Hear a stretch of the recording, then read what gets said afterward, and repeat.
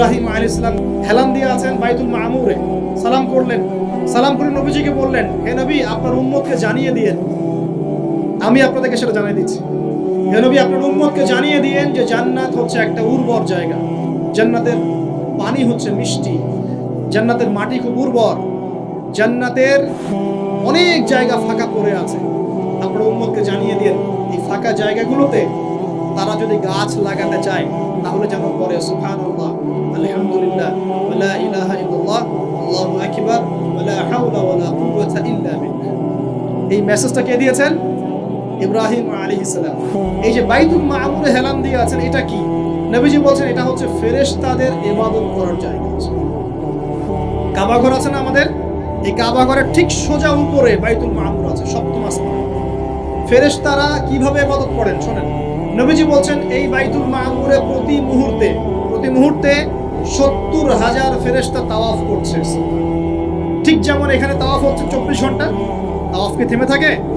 তাওয়াফ থামে না। ঠিক ওইভাবে বাইতুল মামুরে তাওয়াফ থেমে থাকছে না। বাইতুল মামুরে ফেরেশতারা তাওয়াফ করছেন 70,000 ফেরেশতা একই সাথে।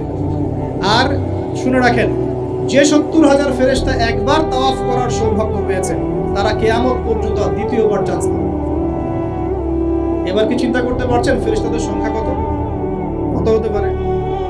আমাদের সংখ্যা তত্ত্বের বাইরে, আমাদের সংখ্যা তত্ত্বের বাইরে।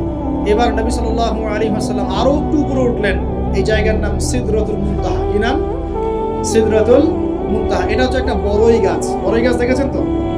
এটা নবীজি বলছেন এত চমৎকার এই বড়ই গাছ, এর মধ্যে এত বেশি রং ছিল যে রংগুলোকে আমি ব্যাখ্যা করতে পারবো।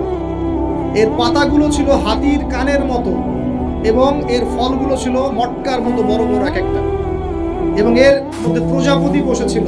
এই প্রজাপতিগুলোর রং এত চমৎকার যেগুলো আমাদের পৃথিবীর রঙের মতো। মানে এগুলো ব্যাখ্যা করার মতো শব্দ আমাদের কাছে নাই। অ্যামেজিং। এটা কোন জায়গা? আমাদের সবার রূহগুলো যেখানে উঠে যায়। এটা কোন জায়গা? আমাদের সবার নেক আমলগুলো যেখানে উঠে যায়। সবার রূহ, মৃত ব্যক্তিদের রূহ, আত্মা এবং নেক আমলগুলো এই পর্যন্ত ওঠে, এরপরে সেখান থেকে উঠিয়ে নেওয়া, এরপরে তারা একইভাবে উপর থেকে আল্লাহ পাকের কোনো আদেশ আসলে এই সিদরাতুল মুনতাহা পর্যন্ত আসে, এরপর সেখান থেকে নিয়ে আসে। আমি কি বুঝতে পারছি? এই হলো সিদরাতুল মুনতাহা, যেটা ফেরেশতাদের শেষ সীমা। এরপরে ফেরেশতারা আর যেতে পারবে না। আল্লাহ পাকের নিকটবর্তী ফেরেশতারা ছাড়া নর্মাল যারা, তারা ওখানে যেতে পারবে। নর্মাল মানে বলছি যারা এমনি অন্য দায়িত্বে আছেন তারা সেখানে যেতে পারবে না। এই পর্যন্ত লাস্ট ওই যে লাইন থাকে না, ডেড লাইন, এটা ডেড লাইন, এরপর যেতে পারবে।